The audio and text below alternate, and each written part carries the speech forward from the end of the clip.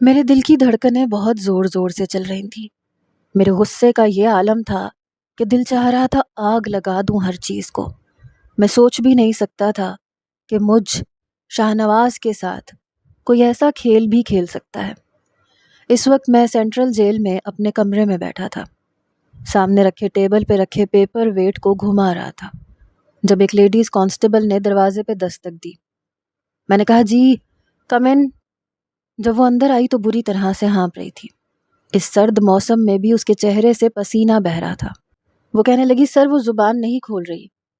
میں نے کہا تمہارے ہاتھوں میں دم ہے کہ نہیں؟ تم ایک چھٹانگ بھر کی لڑکی سے زبان نہیں کھلوا سکتی؟ میری بات سن کر اس نے نظریں چرائی تھیں۔ کہنے لگی آپ جانتے ہیں اس کی نا کو ہاں میں بدلنا ناممکن ہے۔ میں نے غصے سے پیپر ویٹ اٹھا کے زمین پہ پھینکا۔ وہ بری طرح سے گھبرا گئی۔ میں نے کہا اب میں خود جاتا ہوں اس کے پاس اور دیکھتا ہوں کہ وہ زبان کیسے نہیں کھولتی۔ میں غصے سے کھڑا ہوا اور کمرے سے باہر نکل گیا، پھر راہداریوں میں سے ہوتا ہوا سینٹرل جیل کی اس جیل کے پاس پہنچ گیا جہاں ایک پیلے رنگ کا بلب جل رہا تھا اور وہ کرسی پر بیٹھی تھی۔ اس کے دونوں ہاتھ پیچھے کی جانب رسیوں سے بندھے ہوئے تھے، بال کھلے بکھرے ہوئے تھے۔ وہ اپنا سر جھکائے لمبے لمبے سانس لے رہی تھی۔ میں نے جیلر سے کہا کہ اس کا جیل کا دروازہ کھولو۔ وہ ایک چھوٹی سی کوٹھڑی نما جیل تھی جہاں وہ اکیلی کرسی پہ بیٹھی تھی۔ میری آواز سن کے برجستہ اس نے اپنا چہرہ اوپر کیا۔ اس نے ایک نظر مجھے دیکھا اور پھر نفرت سے اپنا رخ بدل لیا۔ جیلر تالا کھول چکا تھا۔ میں اندر داخل ہوا تو میں نے جیلر سے کہا کہ یہاں سے جاؤ۔ جب وہ چلا گیا تو میں نے ہاتھ میں پکڑی اسٹک سے اس کا دلربا چہرہ اوپر کیا۔ اس وقت وہ بالکل بے بسی کی حالت میں میرے سامنے بیٹھی تھی۔ وہ کافی نڈھال بھی لگ رہی تھی۔ میں نے کہا نظریں تو ملاؤ سویٹ ہارٹ مجھ سے، ایسی بھی کیا بے مروتی کہ تم تو دیکھنے سے بھی عاجز آ گئی۔ وہ کہنے لگی تم یہاں سے جا سکتے ہو، مجھے کچھ نہیں بتانا، اور میں تمہاری اس لیڈیز کانسٹیبل سے کہہ چکی ہوں۔ میں نے کہا بڑوں بڑوں کا منہ کھل جاتا ہے شاہ نواز کے سامنے، تو پھر تم کیا چیز ہو میڈم؟ میری بات سن کر وہ مجھے بڑی نفرت اور غصے سے دیکھ رہی تھی۔ میں بھی اس کی آنکھوں میں آنکھیں ڈالے دیکھ رہا تھا۔ پھر میں اس کی کرسی کے سامنے رکھی کرسی پر بیٹھ گیا۔ اس نے اپنا رخ بدلا۔ میں نے کہا نینا جی آپ کیوں چاہتی ہیں کہ میں اپنے اندر کے جانور کو جگاؤں؟ آپ شرافت سے بتا کیوں نہیں دیتی کہ کس گروہ کے لیے کام کر رہی ہو اور آگے کا تمہارا لاہ عمل کیا ہے؟ میرا لہجہ سخت ہوا تھا۔ اس کے حسین چہرے پر زخموں کے نشان تھے، رخسار پر انگلیوں کی چھاپ تھی۔ کانسٹیبل نے اپنی ساری کوششیں کر کے دیکھ لی تھی، لیکن اس ضدی لڑکی نے زبان نہیں کھولی تھی۔ وہ کہنے لگی میں کچھ نہیں جانتی۔ اس کے انکار نے میرے اندر آگ بھڑکائی تھی۔ جیلر نے مجھے ٹھنڈا گلاس پانی کا پینے کے لیے دیا تو میں نے بے ساختہ وہ پانی اس کے منہ پہ پھینکا۔ وہ ہڑبڑا سی گئی، پھر لمبے لمبے سانس لینے لگی۔ میں نے کہا مجھ سے کسی بھی قسم کی نرمی کی امید مت رکھنا۔ نینا مجھے بتاؤ کس کے کہنے پہ یہ سب کر رہی ہو؟ کون ہے وہ؟ وہ ابھی بھی چپ تھی۔ میں اٹھ کے کرسی سے کھڑا ہو گیا اور اس کی کرسی کے پیچھے جا کے اس کی رسیاں کھولنی شروع کی۔ وہ کہنے لگی کیا کرو گے تم میرے ساتھ؟ ہاتھ اٹھاؤ گے مجھ پر؟ ڈنڈے برساؤ گے؟ یہ سب کام تمہاری وہ لیڈیز کانسٹیبل بھی کر چکی ہے۔ میں نے کہا جو میں کروں گا نا وہ لوگ نہیں کر سکتے، اور عورتوں سے ریمانڈ لینے کا طریقہ ہم پولیس والوں کا کچھ الگ ہوتا ہے۔ تمہیں سمجھنا چاہیے جانے من، تمہاری زبان بھی کھلے گی اور تم سچ بھی بتاؤ گی۔ یہ شاہ نواز کا تم سے وعدہ ہے۔ میری بات نے تو اس کے چہرے کی رنگت اڑائی تھی۔ میں اس کے ہاتھوں کی رسیاں کھول چکا تھا۔ پھر اسے کہا کہ کھڑی ہو جاؤ، لیکن وہ ویسے ہی بیٹھی تھی۔ میں نے غصے سے اس کی کلائی پکڑی اور اسے کھڑا کیا اور اسے لے جا کے دیوار کے ساتھ لگا دیا۔ میرے ہاتھ کی گرفت میں وہ کسمسا کے رہ گئی۔ کہنے لگی چھوڑو مجھے، تمہارا کوئی حق نہیں ہے مجھ سے کچھ بھی پوچھنے کا۔ یہاں اگر تم نے کسی کو بھیجنا ہے تو کسی لیڈیز انسپیکٹر کو بھیجو یا کانسٹیبل کو۔ میں نے کہا جب میں ہوں تو پھر کسی اور کی کیا ضرورت ہے؟ اور رات کے اس پہر لیڈیز نہیں پوچھتی، ہم جیسے پولیس والے ہی پوچھتے ہیں، وہ بھی اپنے انداز سے۔ میں نے اس کے ہاتھ کی انگلیوں میں اپنی انگلیاں پیوست کی اور اس کا ہاتھ دیوار پہ لگا دیا. پھر اس کے بے حد قریب جا کے کھڑا ہو گیا، اتنا قریب کہ قابل اعتراض حد تک. اس کی گرم سانسیں مجھے اپنے چہرے پہ محسوس ہو رہی تھیں. اس کا ہاتھ میں بالکل پن اپ کر چکا تھا. میں نے کہا شرافت سے بتانا ہے یا پھر میں باقی کے فاصلے بھی ختم کروں؟ ایک پولیس والے کی شدتیں برداشت کرنا بہت مشکل ہوتا ہے، اور تمہاری تو جان بھی بہت کمزور ہے. اپنی نازک جان پہ کیوں ظلم ڈھانا چاہتی ہو؟ بتاؤ آگے کا کیا پلان ہے تمہارا؟ کون ہے تمہارا اگلا ٹارگٹ؟ تو وہ کہنے لگی تم. یہ سن کے میں ہنسنے لگا. میں نے کہا زہے نصیب. یہ کہنے کے بعد میں نے اس کے ہاتھ پر اپنی انگلیوں کی گرفت کو سخت کیا، لیکن کمال ضبط تھا. وہ دوسری طرف بھی دوسری عورتوں کی طرح یا دوسرے مجرموں کی طرح وہ چلائی نہیں تھی. بڑے بس خون خوار آنکھوں سے مجھے دیکھ رہی تھی. میں نے کہا زبان کھولو گی یا ادھر ہی میں کچھ اور کھول دوں؟ یہ کہتے ہوئے میں نے ایک نظر اس کی وردی کی طرف دوڑائی، اور جس بے باکی سے اسے دیکھا تھا وہ تل ملا کے رہ گئی. کہنے لگی بس ایک بار مجھے یہاں سے نکلنے دو، پھر تم سوچ بھی نہیں سکتے میں تمہارا حشر کیا کروں گی. کسی خون خوار شیرنی کی طرح وہ مجھ پہ دھاڑ کے بولی. میں نے کہا آواز نیچے کرو اپنی. میرا لہجہ بھی بلند ہو گیا تھا. اس وقت وہ بالکل بے خوف آنکھوں سے میری آنکھوں میں دیکھ رہی تھی، جہاں نہ جانے کون سی داستان لکھی تھی. مجھے ہی اپنی نظریں جھکانی پڑی. اپنے دل کو مزید قابو نہیں کر سکتا تھا. اس کی نظریں ایسی تھیں کہ گھائل کرتی تھیں. وہ کہنے لگی کیا ہوا انسپکٹر صاحب؟ میری نظروں کی تاب نہیں لا پائے. آپ مجھ سے اب کیا پوچھو گے؟ تم تو مجھ سے ایک لفظ بھی نہیں پوچھ سکتے. میں نے کہا کسی خوش فہمی میں مت رہنا. یہ کہنے کے بعد میں نے اپنی انگلیوں کی گرفت اور زیادہ مضبوط کی تو ایک سسکاری تھی جو اس کے لبوں پر آئی تھی. اس نے اپنی آنکھیں بند کی، شاید ضبط کرنے کی کوشش کر رہی تھی. میں نے کہا تمہارا ہاتھ میرے ہاتھ میں ٹوٹ جائے گا. بتاؤ مجھے کس کے لیے کام کرتی ہو؟ میں تم سے بڑی شرافت سے اور آخری دفعہ پوچھ رہا ہوں نینا. کہنے لگی تم میرے ٹکڑے ٹکڑے بھی کر دو گے نا شاہ نواز، تو تب بھی میں تمہیں کچھ نہیں بتاؤں گی. اس کی انگلیاں بالکل نیلی ہو چکی تھیں، لیکن زبان سے وہ وہی کڑوا زہر اگل رہی تھی. میں نے کہا ٹھیک ہے تمہاری مرضی. پھر میں نے اس کا ہاتھ چھوڑ دیا اور جیل سے باہر نکل گیا. میں نے جیلر سے کہا کہ لیڈیز کانسٹیبل سے کہو اسے میرے کمرے میں لے کے آئے. باقی کا ریمانڈ میں اس سے کمرے میں جا کے لوں گا. میرا یہ کہنا تھا. وہ کہنے لگی شاہنواز مجھے ہاتھ لگانے کی کوشش مت کرنا، میں تمہیں جان سے مار ڈالوں گی. میں نے کہا دیکھتے ہیں آج کی رات کون کسے جان سے مارتا ہے. تمہیں شرافت کی زبان سمجھ نہیں آ رہی نا تو کوئی بات نہیں. صبح تک تمہاری یہ ساری اکڑ ختم ہو چکی ہوگی.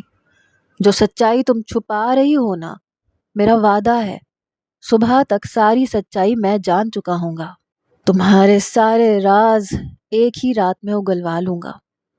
وہ کہنے لگی تم پولیس والے ہوتے ہی کمینے ہو، کم ذات کم ظرف. میں جو آگے قدم بڑھا چکا تھا میرے قدم وہی ٹھٹک کے رکے. وہ جیل کی سلاخوں پہ کھڑی مجھے غصے سے غرا کے کہہ رہی تھی. میں نے وہیں سے قدم پیچھے کی جانب لیے اور اس کی جیل کے سامنے جا کے کھڑا ہو گیا. میں نے کہا ابھی تم نے میری کمظرفی دیکھی کہاں ہے؟ آج رات دکھاؤں گا نا تمہیں. وہ کہنے لگی مجھے ہاتھ بھی مت لگانا. میں نے کہا بس ہاتھ؟ یہ کہہ کے میں ہنسنے لگا. پھر میں نے کہا صرف ہاتھ نہیں لگاؤں گا، اور بھی بہت کچھ کروں گا. آخر تم بگاڑ کیا سکتی ہو میرا؟ ہو کیا تم؟ یہ کہہ کر میں جیل کے اس بند کمرے میں پہنچ گیا جہاں ہونے والا ریمانڈ صرف عورتوں کے ساتھ ہی کیا جاتا تھا، اور کرنے والے بڑے بڑے پولیس آفیسرز ہوتے تھے. عورت مجرم نہ بھی ہوتی تو اپنا جرم قبول کر لیتی تھی. کمرے میں رکھے ایئر فریشنر کو میں نے کمرے میں اسپرے کیا. گلابوں اور کلیوں کی خوشبو سے کمرہ مہک گیا. اب مجھے نینا کا انتظار تھا. کچھ دیر بعد 2 لیڈیز کانسٹیبل اسے کمرے میں لے کے آئیں. وہ ان دونوں سے اپنا ہاتھ چھڑوا رہی تھی. دونوں نے زور سے اسے سنگل بیڈ پہ دھکیلا. میں نے کہا جاؤ اب تم لوگ. یہ کہہ کر میں نے دروازہ بند کیا. لیکن جیسے ہی میں اپنے بیڈ تک پہنچا اور اپنی شرٹ کے بٹن کھولنے شروع کیے. نام کیا ہے تمہارا؟ گل ولی صاحب جی. آپ کے محلے کا جو چوکی دار ہے نا، ہم اس کا دور کا رشتے دار ہے. میں نے ایک نظر اس پٹھان لڑکے کے سراپے پہ ڈالی۔ بھوری آنکھیں، سفید دودیا رنگ، اور ان بھوری موٹی موٹی آنکھوں میں کالا کالا سرما۔ بڑا ہی حسین نوجوان تھا۔ میں نے کہا گھر کے سارے کام کاج تو آتے ہیں نا تمہیں؟ کہنے لگا ہاں جی صاحب جی، برتن دھونا، جھاڑو لگانا، پوچھا لگانا، کھانا پکانا، ہم کو سب کچھ آتا ہے جی، آپ کو کچھ بھی پریشانی نہیں ہوگا۔ میں نے کہا ٹھیک ہے، دیکھو اس وقت میں تمہیں زیادہ تنخواہ نہیں دے سکتا، 10,000 دوں گا مہینے کا، باقی کھانا پینا میرے گھر پہ جو بھی ہوگا وہ تم کھا پی لینا۔ وہ کہنے لگا صاحب جی ہمارا فکر مت کرو جی۔ میں نے کہا چلو ٹھیک ہے، چاہو تو کل سے کام پہ آ جاؤ۔ وہ کہنے لگا نا جی صاحب جی، میں تو پشاور سے آ گیا ہوں اور اب ایک رات کے لیے واپس توڑی نہ جاؤں گا۔ میں نے کہا کہ چوکیدار کے پاس رکنا چاہو تو رک سکتے ہو۔ وہ کہنے لگا نہیں، آپ کے گھر کے کونے میں پڑا رہوں گا، میں آپ کو کبھی تنگ نہیں کروں گا صاحب جی۔ میں نے کہا تم مجھے تنگ کر بھی نہیں سکتے، ارے بھائی میں کوئی عام انسان تھوڑی ہوں، میں پولیس والا ہوں، تم میرا کچھ بھی نہیں بگاڑ سکتے۔ وہ کہنے لگا بس مجھے تو جی نوکری سے غرض ہے۔ میں نے کہا ٹھیک ہے، جاؤ جا کے صحن میں سو جاؤ۔ جب سے میرا ٹرانسفر منڈی بہاؤالدین میں ہوا تھا، مجھے گھر کے کام کاج کا بہت مسئلہ ہو گیا تھا۔ میں نے اسی محلے کے ایک پٹھان چوکیدار سے کہا کہ مجھے ایک لڑکے کا انتظام کر دو جو گھر کے چھوٹے موٹے کام کر سکے اور بازار سے سامان بھی لے آیا کرے، کیونکہ میری ڈیوٹی کا کچھ بھی پتہ نہیں ہوتا، کبھی رات کی تو کبھی دن کی۔ میری فیملی لاہور میں رہتی تھی، لیکن میرا ٹرانسفر کبھی کسی شہر میں ہو جاتا تھا، کبھی کسی شہر میں۔ اس بار تو مجھے کوارٹر بھی نہیں ملا تھا، اس لیے میں نے ایک چھوٹے سے علاقے میں ایک چھوٹا سا گھر کرائے پہ لے لیا تھا، جہاں بس ایک ہی کمرہ تھا۔ اس گھر میں چھوٹا سا صحن اور باورچی خانہ تھا۔ رات بھر کی ڈیوٹی کر کے جب میں اپنے گھر آیا تو دروازے پر ہی وہ نوجوان کھڑا تھا۔ یہی کوئی 20 سال کا ہوگا، اس سے زیادہ عمر نہیں تھی۔ اس کے بال بھورے تھے اور بھوری ہی آنکھیں تھیں۔ میں نے دروازہ کھولا تو اپنے ہاتھ میں گٹھڑی اٹھائے اس نے پکڑی ہوئی تھی اور وہ میرے ساتھ ہی اندر آ گیا۔ پھر کہنے لگا کہ چوکیدار نے اسے پشاور سے بلوایا ہے اور وہ رہے گا بھی میرے ساتھ ہی۔ مجھے ایسا کوئی اعتراض تو تھا بھی نہیں، بس میں چاہتا تھا کہ کام کاج میں ماہر ہو، مجھے اس کے ساتھ سر نہ کھپانا پڑے، کیونکہ پہلے جہاں میرا ٹرانسفر ہوتا تھا وہاں ملازمین کے ساتھ مجھے بہت سر کھپائی کرنی پڑتی تھی۔ بہرحال میں اس لڑکے کو رکھ چکا تھا۔ میں نیند سے بے حال تھا، اس لیے سیدھا اپنے کمرے میں جا کے لیٹ گیا۔ صبح جب میری آنکھ کھلی تو مجھے ناشتے کی بڑی دل فریب خوشبو آ رہی تھی۔ میں اٹھ کے باہر آیا، پورا گھر جگمگا رہا تھا، صاف ستھرا۔ میں بڑا خوش ہوا، کچن بھی بالکل صاف تھا اور وہ ناشتہ بنا رہا تھا۔ مجھے دیکھ کے کہنے لگا سلام صاحب جی۔ میں نے کہا وعلیکم السلام، کیا بنا رہے ہو؟ کہنے لگا ہم تو پٹھان ہیں، پراٹھا اور چائے پیتا ہے، تم ہم کو بتا دو کیا کھائے گا، ہم وہی بنا دے گا۔ میں نے مسکرا کے اسے دیکھا، پھر میں نے کہا تم چائے پراٹھا کھائے گا تو ہم بھی چائے پراٹھا کھائے گا۔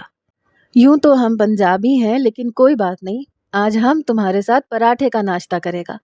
میں نے بھی اسی کے انداز میں کہا تو وہ کچھ تذبذب سا ہو گیا۔ کہنے لگا صاحب جی ہم پٹھان تو ہے تو ہم کو اچھا نہیں لگتا کوئی ہماری نقل اتارے، ہمارا مذاق اڑائے، یہ بات ہمارا غیرت پر لگتی ہے۔ میں اس کے پاس آ گیا، میں نے کہا دیکھو مجھے ہنسنے اور مذاق کرنے کی عادت ہے، زیادہ دل پہ لینے کی ضرورت نہیں ہے۔ میں نے ایک زوردار ہاتھ اس کے کندھے پہ مارا۔ شاید میں پولیس والا تھا اس لیے میرا ہاتھ بھاری تھا، یا وہ لڑکا کچھ نازک سا کمزور سا تھا۔ مجھے ایسے لگا جیسے اس نے ضبط کیا ہے، یا میرا ہاتھ اس کے کندھے پہ ذرا زور سے لگا ہے۔ میں نے کہا تم تو بڑے نازک ہو میاں، پراٹھے کھاتے ہو، پٹھان بھی ہو، لیکن تمہیں دیکھ کے لگتا نہیں ہے۔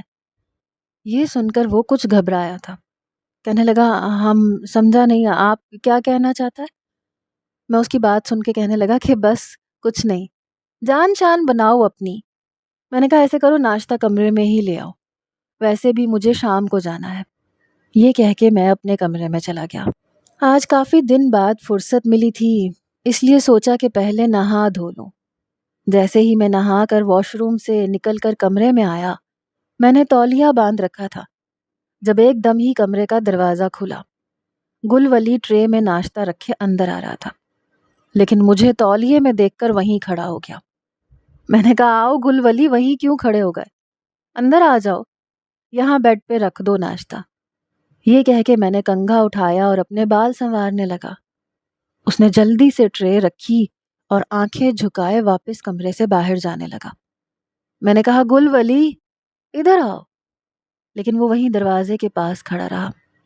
میں نے کہا تم کو سنائی نہیں دیتا، ادھر آؤ۔ یار تم تو ایسے شرما رہے ہو جیسے میں کوئی لڑکا نہیں لڑکی ہوں اور تم غلطی سے میرے کمرے میں آ گئے ہو۔ وہ کہنے لگا صاحب جی ہم کو باہر کام ہے، آپ بتائیں کیا کرنا ہے۔ میں نے کہا یہ ذرا کمر پہ خارش کر دو، بہت کھجلی ہو رہی ہے۔ یہ سن کر تو کچھ پل اس کے پیر وہیں جمے۔ میں نے لاپرواہی سے اسے دیکھا، پھر میں نے کہا یار تمہیں سمجھ نہیں آ رہی، ادھر آؤ۔ پتہ نہیں کیوں لیکن وہ بہت گھبراتے گھبراتے میرے پاس آیا۔ میں نے کہا ایک تو یہاں کا پانی بہت کھارا ہے، نہانے کے بعد کھجلی سی شروع ہو جاتی ہے، جلدی سے خارش کر دو۔ وہ میرے پیچھے آ کے کھڑا ہو گیا۔ میں کنگھا کر چکا تھا لیکن جیسے ہی اس نے میری کمر پر ہاتھ رکھے تو مجھے بڑی زور کا کرنٹ لگا۔ مجھے پتہ نہیں کیا ہوا، میں ایک دم سے پیچھے ہٹا۔ اس نے بھی 2-4 قدم پیچھے کو لے لیے۔ میں نے پلٹ کے اس کو دیکھا تو کافی گھبرایا ہوا تھا۔ نہ تو مجھے اس کی گھبراہٹ سمجھ میں آ رہی تھی، نہ مجھے یہ بات سمجھ آ رہی تھی کہ اس کے چھونے سے مجھے کیوں کرنٹ لگا۔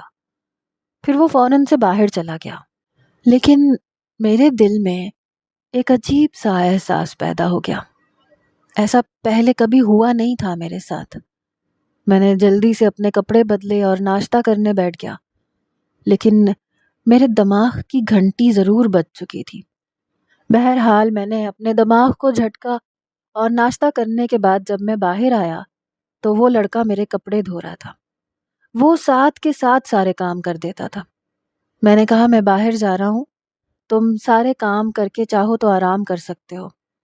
یہ کہہ کر میں باہر نکل گیا، لیکن آج میرا دماغ کچھ الجھا الجھا سا تھا۔ مجھے سمجھ نہیں آ رہی تھی کہ ایسا کیسے ہو سکتا ہے۔ میں نے آج پہلی بار تو کسی لڑکے سے خارش نہیں کروائی تھی۔ میں تو اکثر ملازمین سے پاؤں دبوا لیتا تھا، ٹانگیں دبواتا تھا، اپنے کندھوں کی مالش بھی کروا لیتا تھا، ایسا کبھی نہیں ہوا تھا۔ بہرحال شام تک میں پولیس اسٹیشن پہنچ گیا۔ میں منڈی بہاؤالدین کی سینٹرل جیل میں تعینات ہوا تھا۔ ابھی اپنے کمرے میں بیٹھا اسی بات پر سوچ رہا تھا جب ایک اہلکار اندر آیا، چائے کا کپ میرے سامنے رکھا۔ میں نے اس کی طرف بڑے غور سے دیکھا، حالانکہ وہ بھی پٹھان تھا، اچھا نوجوان تھا۔ پچھلے 2 ماہ سے وہی مجھے چائے اور کیک دینے آتا تھا۔ میں نے کہا بات سنو ذرا، ادھر آؤ۔ وہ کہنے لگا جی صاحب۔ میں نے اپنا ہاتھ اس کی طرف بڑھایا۔ میں نے کہا ذرا میرے ہاتھ کو پکڑنا۔ کہنے لگا صاحب جی کیا ہو گیا آپ کو؟ میں نے کہا ہاتھ تو لگاؤ۔ اس نے میرا ہاتھ پکڑ لیا۔ پھر میں نے کہا ذرا میرے کندھے دبانا۔ وہ میری پچھلی جانب کھڑا ہو کے میرے کندھے دبانے لگا، لیکن اب مجھے کچھ بھی نہیں ہوا۔ میں نے کہا اچھا ایسا کرو جاؤ۔ پتہ نہیں میں کیا سمجھنا چاہ رہا تھا، شاید مجھے کچھ عجیب سا لگ رہا تھا۔ میں نے اپنے دماغ کو جھٹکا اور دوبارہ سے اپنے کام میں لگ گیا۔ 3-4 ہی FIR میں نے پورے دن میں کاٹی۔ پھر جب میں واپس گھر گیا تو کھانا تیار تھا۔ گل ولی نے کھانا بہت مزے کا بنایا تھا۔ میں نے اپنی فائلز لا کر اپنی الماری کے لاکر میں رکھی اور چابی بے نیازی سے اپنی الماری میں رکھے کپڑوں کے اوپر پھینک دی۔ میری الماری کو کھولنے کی آج تک کبھی کسی نے ہمت نہیں کی تھی۔ وہ فائلز منڈی بہاؤالدین کے بڑے بڑے مجرموں کی تھی جنہیں پکڑنے کے لیے مجھے بلایا گیا تھا۔ میں آج کل انہی کیسز میں الجھا ہوا تھا۔ کھانا بہت لذیذ تھا۔ میں نے کہا گل ولی تم تو بڑے مزے کا کھانا بناتے ہو یار۔ میری بات پہ وہ مسکرانے لگا، اپنی مونچھوں پہ ہاتھ پھیرنے لگا۔ بڑی باریک باریک سی مونچھیں تھیں اس کی۔ کہنے لگا صاحب جی اماں بھی یہی کہتی ہے، گل ولی تمہارا ہاتھ میں جادو ہے۔ میں نے کہا ویسے تم نے کھانا بنانا کس سے سیکھا؟ کہنے لگا اپنی اماں سے سیکھا۔ میں نے کہا تم تو روٹی بھی بڑی گول بناتے ہو، اتنی گول روٹی تو آج کل خواتین بھی نہیں بناتی۔ میری تعریف پہ شرما رہا تھا۔ اس کی ناک کے پاس بہت موٹا سا ایک تل تھا جو اس کی خوبصورتی میں اور بھی اضافہ کرتا تھا۔ وہ ہنستا تھا تو چہرے پر ڈمپل پڑتا تھا. پھر مجھ سے کہنے لگا، صاحب جی آپ کے کتنے بچے ہیں؟ اس کی بات سن کر میرے نوالے والا ہاتھ ہوا میں رکا. میں نے کہا بیوی ہی نہیں ہے تو بچے کہاں سے آئیں گے؟ کہنے لگا نہیں کرو صاحب جی، آپ نے ابھی تک شادی نہیں بنایا. اگر آپ پشاور کا ہوتا اس وقت آپ کا 4 بچہ ہوتا. میری عمر 30 سال ہو چکی تھی لیکن میری شادی نہیں ہوئی تھی. حالانکہ میری اماں کی کوشش تھی کہ میں جلد از جلد شادی کر لوں، لیکن میں نے کہا کہ جس طرح کی میری کام کی نوعیت ہے، مجھے کبھی کہیں جانا پڑتا ہے کبھی کہیں، میں کہاں بیوی کو اپنے ساتھ ساتھ الگ الگ شہروں میں خوار کرتا پھروں گا. میں نے کہا ایسا کرو، تم میری شادی کروا دو. آج میرا مذاق کا موڈ تھا اور یہ بات میں نے اسے مذاق میں ہی کہی تھی. میری بات سن کے اس کے ماتھے پہ بل پڑ گئے. کہنے لگا ہم کہاں سے کروائے گا، ہم پٹھان ہے تم پنجابی ہے. ہم پٹھان کبھی پنجابی میں شادی نہیں کرتا، ہم اپنا برادری میں کرتا ہے. میں نے کہا تو کوئی بات نہیں، برادری سے باہر بھی دیکھ لینا چاہیے.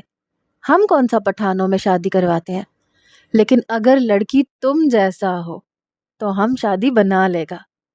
تم بہت سگڑ ہے، خوبصورت بھی بہت ہے. میری بات سن کر وہ کچھ شرماتے اور گھبراتے ہوئے کھڑا ہو گیا.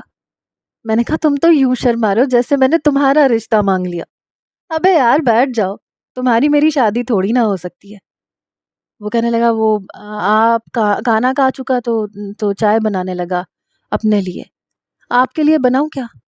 میں نے کہا ہاں ہاں ضرور بناؤ، اور ہاں چائے کی پتی تھوڑی زیادہ ڈالنا، ایک دم کڑک چائے ہونی چاہیے. کہنے لگا ٹھیک ہے صاحب جی. مجھے کل ایک جگہ ریڈ مارنے جانا تھا، اسی لیے میں اس کی تیاری میں لگا ہوا تھا. جیسے ہی میں کمرے میں آیا تو میں نے وہ فائل نکالی اور اسے دوبارہ سے پڑھنے لگا. بہت سے ہوٹلز منڈی بہاؤالدین میں ایسے بنائے گئے تھے جہاں خفیہ طور پر عورتوں سے غلط کام لیے جا رہے تھے اور لڑکیوں کو اسمگل بھی کیا جا رہا تھا. کالج کی لڑکیوں کو نشے کا عادی بنا کر ان کی غیر اخلاقی ویڈیوز بنائی جا رہی تھیں. پھر انہیں بلیک میل کر کے یا تو انہیں اسمگل کر دیا جاتا تھا یا پھر ان کے ساتھ گناہ کروایا جاتا تھا. اور جو لڑکی اختلاف کرتی تھی اسے ہر طرح کی ذہنی اور جسمانی اذیت دی جاتی تھی. میں نے سائڈ ٹیبل پہ دراز میں سے سگریٹ نکالی، منہ میں لے کر لائٹر سے جلائی اور سگریٹ کے لمبے لمبے کش لیتے ہوئے فائلز کو پڑھنے لگا. مجھے یہاں آئے ہوئے اور اپنا کام سنبھالے ہوئے بس 2 ماہ ہی گزرے تھے. ان 2 ماہ میں میں نے 1-2 جگہ ہی ریڈ ماری تھی، لیکن ابھی تک ناکامی کا ہی منہ دیکھنا پڑا تھا. پتہ نہیں میرے جانے سے پہلے کون تھا جو میری آمد کی خبر وہاں پہنچا دیتا تھا. جب بھی میں جا کے تلاشی لیتا تو وہاں پہ مجھے کوئی بھی ثبوت نہیں ملتا تھا. 2 بار ایسے ہی ہوا تھا، لیکن اس بار میں بہت چالاکی سے اپنا کام کرنا چاہ رہا تھا. اسی لیے میں نے زیادہ اہلکاروں کو بھی اس بارے میں نہیں بتایا تھا. میں چاہتا تھا کہ کام مٹھی میں ہو تاکہ مجرم پکڑا جائے. اگر ایک بھی اس گروہ کا بندہ میرے ہاتھ لگ جاتا تو شاہ نواز کے ہاتھ سے نکلنا ان کے لیے آسان کام نہیں تھا. آج تک جتنے بھی کیس میں نے لڑے تھے انہیں جڑ سے اکھاڑا تھا، اور ابھی بھی میں ایسا ہی ارادہ رکھتا تھا. میں ابھی فائل کو پڑھ ہی رہا تھا جب کمرے کا دروازہ کھلا. گل ولی نے چائے کا کپ لا کر سائڈ ٹیبل پہ رکھ دیا اور وہیں کھڑا ہو گیا. میں فائل پڑھنے میں اتنا منہمک تھا کہ میرا دھیان ہی نہیں گیا. سگریٹ کی راکھ جھاڑنے کے لیے جب میں نے ایش ٹرے کی طرف ہاتھ بڑھایا تو میری نظر گل ولی پر پڑی.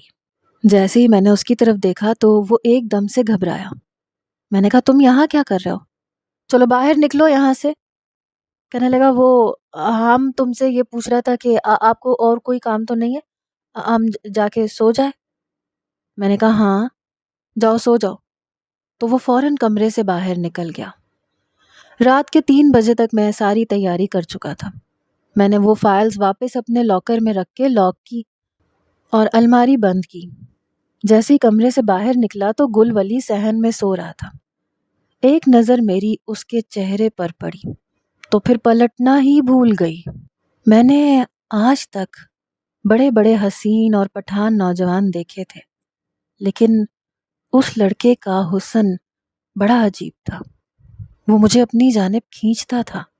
ایسے لگتا تھا کہ کوئی کشش ہے جو مجھے اس کی طرف کھینچتی ہوئی محسوس ہوتی ہے۔ بڑی معصومیت بھی تھی اس کے چہرے پر، بڑی بے نیازی سے ہاتھ کا تکیہ بنا کر وہ سو رہا تھا۔ بہرحال میں نے فوراً اس سے نظریں ہٹائیں اور احتیاط سے قدم اٹھاتا ہوا باہر چلا گیا۔ باہر کا دروازہ میں نے بند کیا اور تالا لگا دیا، کیونکہ مجھے واپس آنا تھا۔ جیسے ہی میں بائک اسٹارٹ کر کے مین روڈ تک پہنچا تو پولیس کی موبائل وہیں موجود تھی۔ میں صرف اپنے ساتھ 5 اہلکار لے کر گیا تھا۔ رات کے اس پہر میں نے جس ہوٹل میں ریڈ ماری تھی، پہلی بار مجھے کامیابی کا منہ دیکھنا نصیب ہوا تھا، کیونکہ یہ ریڈ میں نے بڑی خاموشی سے ماری تھی اور ہوٹل کے 4 کمروں میں سے لڑکیاں برآمد ہوئی تھیں۔ لیکن جیسے ہی پولیس والے اہلکاروں کے ساتھ میں نے ان لڑکیوں کو ادھر سے باہر نکالا تاکہ انہیں موبائل میں بٹھا کر پولیس اسٹیشن لے جا سکوں، تو اچانک ہی اندھا دھند فائرنگ شروع ہو گئی، یہاں تک کہ اپنا آپ بچانا مشکل ہو گیا۔ اس کے ساتھ ہی کسی نے آنسو گیس پھینک دی۔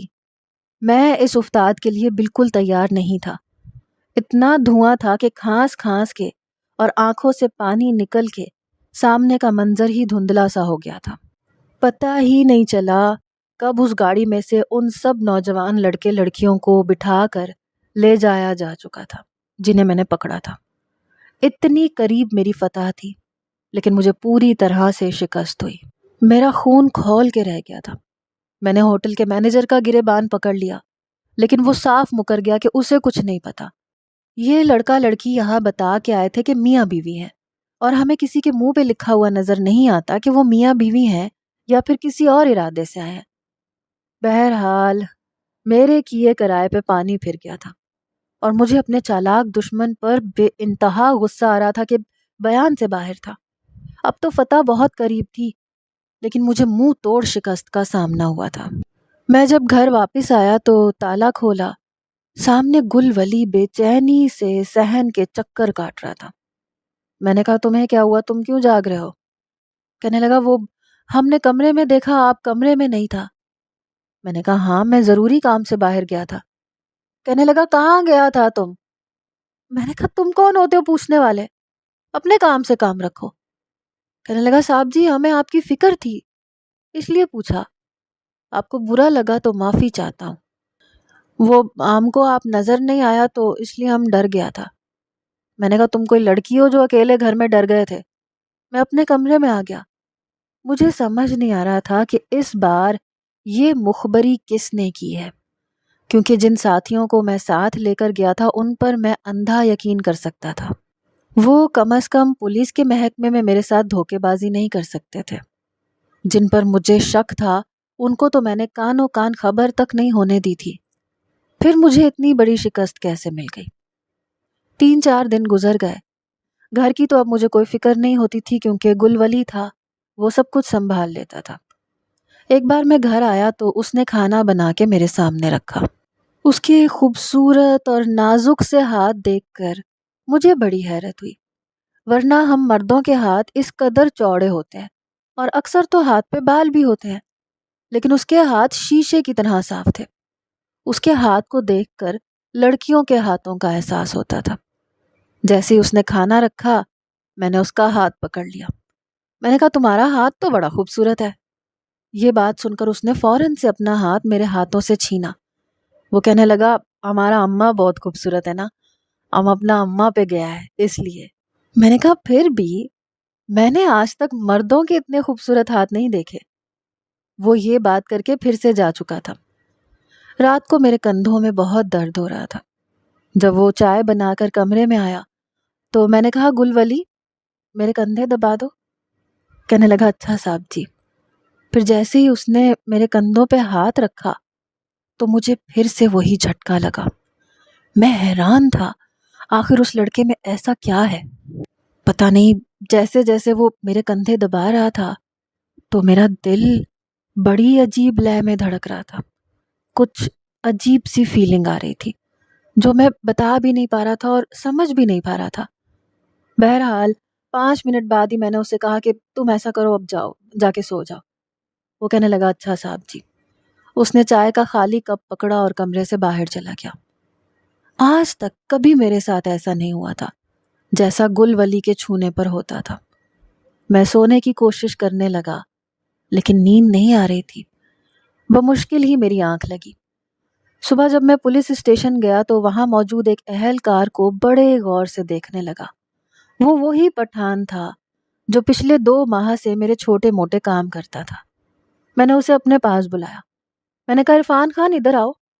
کہنے لگا جی صاحب جی۔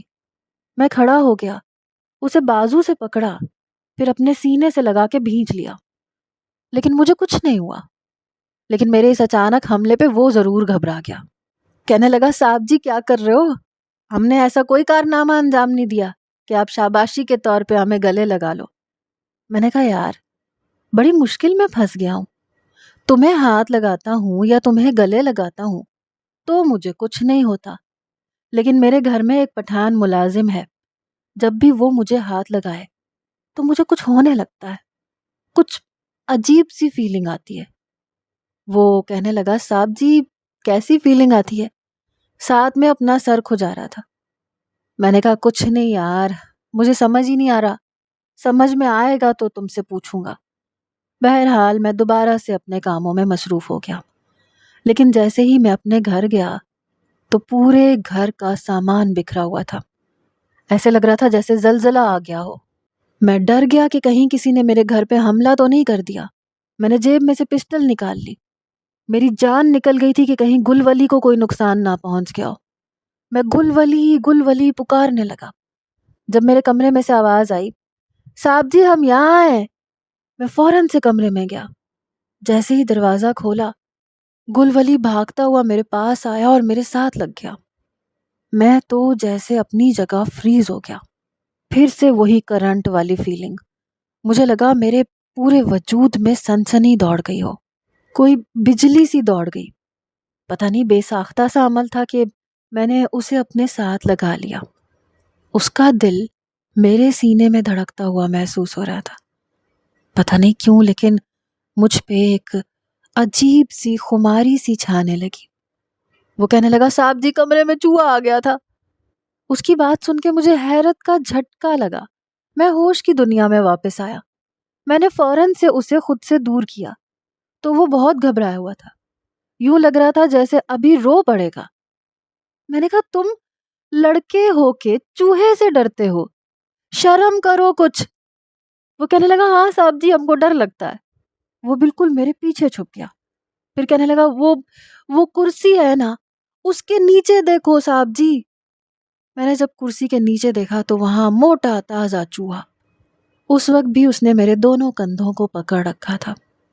کچھ تو تھا اس لڑکے میں، کچھ الگ سا تھا جو اس میں نہیں ہونا چاہیے تھا۔ بہرحال میں نے اپنے دماغ کو جھٹکا اور پسٹل کا رخ سیدھا چوہے پہ نشانہ باندھا اور فائر کر دیا۔ چوہا وہیں پہ دم توڑ چکا تھا۔ یہ دیکھ کر گل ولی ہکا بکا رہ گیا۔ چوہے کا خون دیوار پہ لگا ہوا تھا۔ میں نے کہا اب اسے اٹھا کے باہر پھینکو، لیکن وہ یہ سن کے میرے پیچھے چھپ گیا۔ کہنے لگا نہیں صاحب جی ہم نہیں اٹھائے گا، ہمیں ڈر لگتا ہے۔ میں نے کہا اچھا ٹھیک ہے، جاؤ جھاڑو لے کے آؤ میں اٹھاتا ہوں اس کو۔ تم بھی عجیب ہو، چوہے سے ڈرتے ہو۔ بہرحال وہ جھاڑو لے آیا تو میں نے چوہے کو اٹھا کے باہر پھینکا۔ صفائی گل ولی نے ہی کی تھی، لیکن میرے دماغ کی گھنٹیاں بجنے لگی۔ سونے کے لیے لیٹا تو گل ولی کا میرے ساتھ لگنا، پھر میرے دل کا زور زور سے دھڑکنا، بے خود ہونا، پتہ نہیں کیا کیا یاد آنے لگا۔ یہ سب سوچ کر میری آنکھوں سے نیند اڑنے لگی۔ کافی دیر بعد میری آنکھ لگی تو رات کا نہ جانے کون سا پہر تھا جب اچانک سے زور سے بادل گرجا اور ایک دم تیز طوفانی بارش شروع ہو گئی۔ باہر صحن کھلا تھا اور گل ولی کھلے صحن میں ہی سوتا تھا۔ مجھے اس کا خیال آنے لگا کہ وہ تو بارش میں بھیگ جائے گا، بیمار ہو جائے گا۔ میں اٹھ کے بیٹھ گیا۔ تبھی کمرے کا دروازہ کھٹکا۔ میں نے جلدی سے اٹھ کے کنڈی کھولی تو گل ولی پورے کا پورا بھیگا ہوا تھا۔ میں نے کہا تمہیں کیا ہوا ہے؟ گل ولی کہنے لگا صاحب جی بہت تیز بارش ہے، سردیوں کی پہلی بارش تھی، وہ کانپ رہا تھا۔ میں نے کہا ٹھیک ہے اندر آ جاؤ۔ وہ اندر آ گیا، پھر کہنے لگا میں بس یہاں زمین کے ایک کونے پہ سو جاؤں گا۔ میں نے کہا نہیں بیڈ پہ میرے ساتھ لیٹ جاؤ، مجھے کوئی مسئلہ نہیں ہے۔ میرا یہ کہنا تھا کہ وہ بدک کے پیچھے ہٹا، کہنے لگا نہیں صاحب جی میں زمین پہ سو جاؤں گا۔ میں نے کہا تم کیسے ٹھنڈی زمین پہ سو گے، بیڈ پہ لیٹ جاؤ، بلکہ تمہارے تو سارے کپڑے بھی گیلے ہو گئے ہیں۔ پھر میں نے اپنی الماری میں سے اسے اپنے کپڑے نکال کے دیے۔ میں نے کہا جاؤ اسے بدل کے آؤ۔ اس نے میرے ہاتھ سے کپڑے لے لیے اور واش روم میں چلا گیا۔ کچھ دیر بعد وہ میرے ڈھیلے ڈھالے شلوار قمیض میں باہر آیا، پھر آ کے زمین پہ لیٹنے لگا۔ تو میں نے کہا گل ولی ادھر آؤ، میرے پاس آ کے لیٹو، زمین پہ سو گے تو بیمار پڑ جاؤ گے، ویسے بھی جس طرح سے طوفانی بارش ہو رہی ہے ابھی کچھ دیر میں سارے صحن کا پانی کمرے میں جمع ہو جائے گا، ادھر آؤ۔ وہ وہیں کھڑا رہا۔ تو میں نے گہری سانس لی، بیڈ سے اٹھ کر اسے بازو سے پکڑا اور بازو سے پکڑ کے اسے بیڈ تک لے کر آیا، لیکن وہ مجھ سے اپنا ہاتھ چھڑوا رہا تھا۔ کہنے لگا صاحب جی مجھے آپ کے ساتھ ایک بیڈ پہ نہیں سونا۔ میں نے کہا کیوں؟ مجھ میں کانٹے لگے ہیں جو تمہیں چبھ جائیں گے۔ جیسے ہی میں نے اسے بازو سے جھٹکا دے کے بیڈ پہ بٹھانا چاہا تو ایک دم سے اس کے سر کی ٹوپی اتر کے گری اور اس کے حسین لمبے بال کسی آبشار کی طرح اس کی کمر پہ لہرائے۔ میں تو اس کی لمبی زلفیں دیکھ کر اپنے ہوش کھو بیٹھا۔ اسی لمحے میں نے اس کا ہاتھ بھی چھوڑ دیا۔ وہ جو کوئی بھی تھی بے حد حسین تھی اور گل ولی نہیں تھی۔ اپنا راز فاش ہونے پر وہ فوراً کمرے سے باہر بھاگ کر نکلی۔ میں اس کے پیچھے بھاگا۔ اس سے پہلے کہ وہ وہاں سے بھاگتی میں نے اس کو بازو سے پکڑ لیا، لیکن تب تک میں صحن میں پہنچ چکا تھا۔ اوپر تیز برستی بارش، نیچے وہ میری مضبوط گرفت میں۔ میں نے اسے دونوں بازوؤں سے پکڑ لیا۔ آہستہ آہستہ اس کی مونچھیں پانی سے گیلی ہو کے نیچے اترنے لگی اور میں تو اس کے حسین روپ میں مکمل طور پہ کھونے لگا۔ میں نے کہا کون ہو تم؟ اس کا بھیگا بھیگا وجود میرے سارے جذبات کو اب تک جگا چکا تھا۔ اس کے کپکپاتے ہونٹ میرا ہوش اڑانے لگے۔ وہ ایسے لگ رہی تھی جیسے کوئی اپسرا ہو۔ پھر اچانک جو کچھ میں نے اس کے ساتھ کیا یقیناً اس کے ہوش اڑ کے رہ گئے، کیونکہ میں نے اچانک ہی اس کے ہونٹ